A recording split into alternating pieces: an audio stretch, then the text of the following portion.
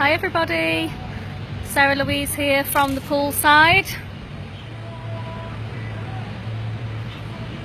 Hope you're all well. It's absolutely beautifully boiling hot here in Tampa, Florida. So I thought I would just do a quick Facebook Live. So beautifully hot. What a shiny face. Just going to flip the screen and show you my teamie.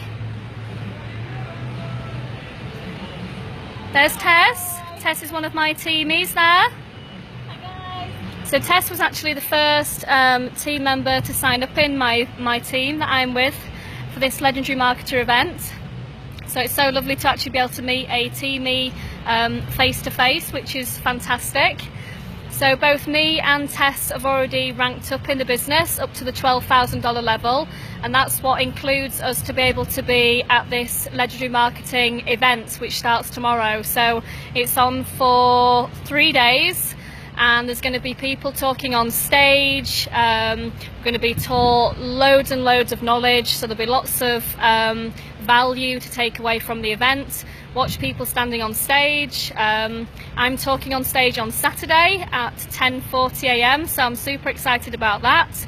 And then it's just meeting all the people that I've become very close friends with on Facebook through the Facebook group, and watching other people in the actual same company as me start to progress and rise and rise and rise. So we are a very close-knit family. There's going to be over 100 people here at the event. And then because you get 2 tickets, people obviously bring their partners or a friend or somebody else that's interested in the business. So I just thought I would just do another live just to let people know what I'm up to. So it's just to show you that it's fantastic that even though I work for myself and I do hustle hard, it's nice to think that when you actually become an online marketer, you can literally work from anywhere in the world. So I don't even need my laptop today. All I need is my mobile phone and a wireless internet connection, which I'm getting from the hotel. So I'm here in my bikini by the pool. Here, look. And yeah, I'm actually working. This is what I'm doing. I'm working. I'm doing a Facebook Live. I'm sharing my story.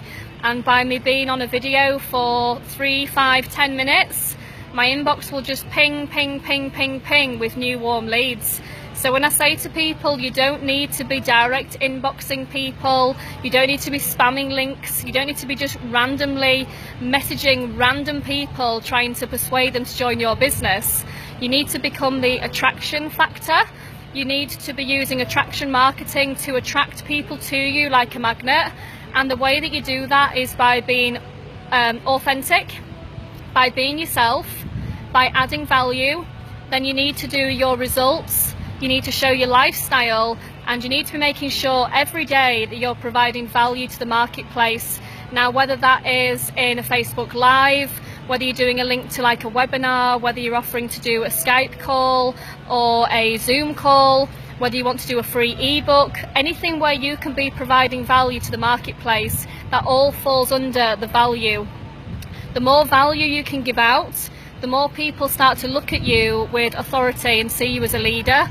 So you don't need, it's not about how much money you make that makes you a leader.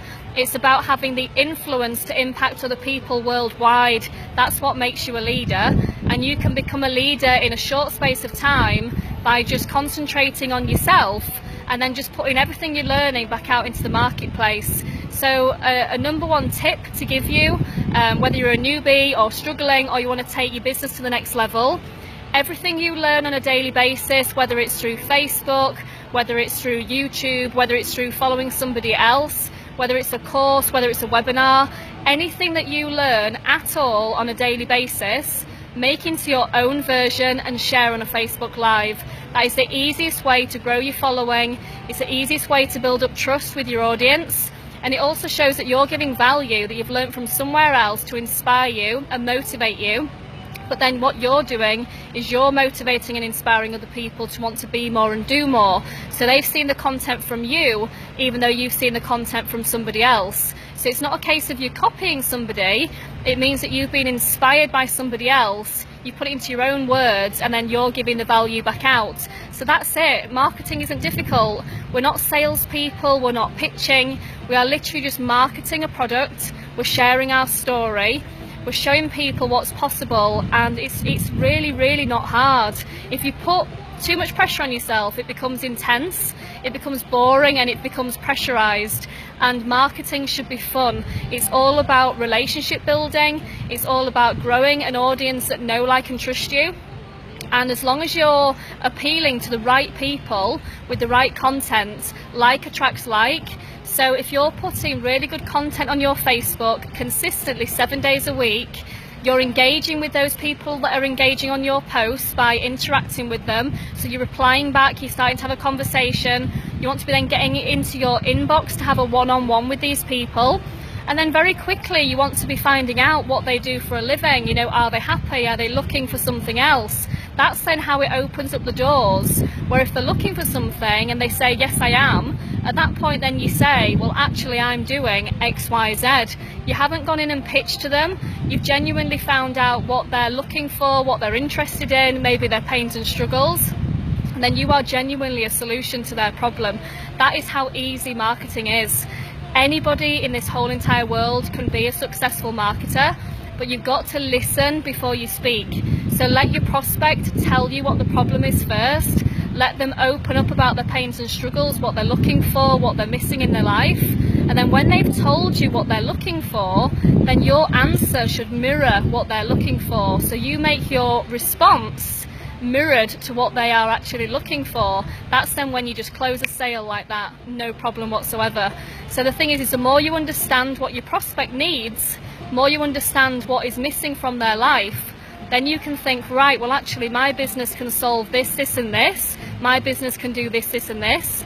But if you'd have just gone straight in and gone, oh, I'm working for this company, you can earn this, you can do this, you can do that, it's too in your face, they'll have gone like, whoa, they don't know anything about me yet. But if you allow them to speak first, remember, 2 ears to 1 mouth. So you need to listen twice before you speak. Let them tell you all about them first, what they're looking for, what they need. And at that point then you then come in and say, this is what I do, this is what it's doing for me, this is what it can do for other people. And then genuinely that's how you're able to help people, that's how you're able to market your product, it's how you're able to share your story. And then that's how you close sales very, very easily without being a salesperson, without being a pushy person. Because if somebody speaks to you and they're not right for your business, you don't even need to even tell them about your business. You don't even need to waste your time by even telling them what you do. You can just then keep it there and say, I've got to go, really busy, I'm going to do blah, blah, blah, and then you go. You didn't need to tell them your pitch. If they're not suitable for your business, remember that when you speak to somebody first, you're assessing as to whether they're actually suitable for your team. You're assessing them as to whether they're suitable for your business. So if they don't have the funds to join your team, if they don't have the right attitude to be part of your team, if you feel by the answers they're giving you that they're not going to be coachable and that they've got a negative mindset, then why would you even want them as part of your team? Because they'll drain your energy and they'll just suck the life out of you. You want people that are passionate, driven, hungry for success, maybe struggling in a business already and are desperate to make things work. Those people that really, really want it and are like desperate for it, they're the people that you should be concentrating on, because they're the people that every day will hustle, hustle, hustle until they get results. The ones with the ego and the ones with the attitude, they're the ones that you don't want to work with, because they are the nightmare ones. So you're not going after the vulnerable, you're going after the ones that have got the right mindset, that just want to be successful, whether they've only got a small amount of money and need to progress, or whether they're coming to you and they're like, right, I've got a big lump of money, where can we go from here, let's make things happen. So you can work with all different budgets, but it's the attitude of the person. If they think they know it all and they're coming to you and giving you an attitude, they are not your tribe. They are going to be a nightmare to deal with. So just make sure that when you're having these messages in Messenger, or the way that they're responding on your posts and the way they're interacting with you, is a very, very clear indication of their personality and who they actually are. Because you want people that are personable people, that have a warm personality, because they're the people that then can duplicate in your team. So not only are they joining you, but then they're able to build up a team as well, because they're a people person, and not everybody is a people person. And people that have come from a hardcore sales background, don't always make great marketers, but they think because they can sell that they can sell anything. But marketers market. We are not salespeople. Even though we do a sale, we're still marketing the product, we're sharing what it does, we're sharing the benefits, and that's very, very different from a hardcore salesperson that's in your face, push, push, push, and makes you say yes just to get them away from you. So just take these few helpful tips that when you are speaking to people and you're engaging with them through Facebook Messenger or email or on the phone, just really listen to how they're responding to you, and then you'll soon realise whether they're going to be suitable for, you know, whichever business you're in. And if they're not suitable for maybe one business and you're in multiple income streams, it's likely that you think, well, actually they're not going to suit this one, but they'll suit this one. So this is why by having multiple income streams, it definitely benefits you going forward, because then you can fit different people into different businesses depending on their, their time, how much money they've got to invest. So not everybody can afford high ticket, not everybody's got 3 or 4 hours a day. So this is how you assess people to know, you know, where they're going to fit into your company and how you can help them. So I'm going to go now, it's time for my lunch, but I hope there's been a few helpful tips for you to take away there, and I will catch up with you all later. Bye!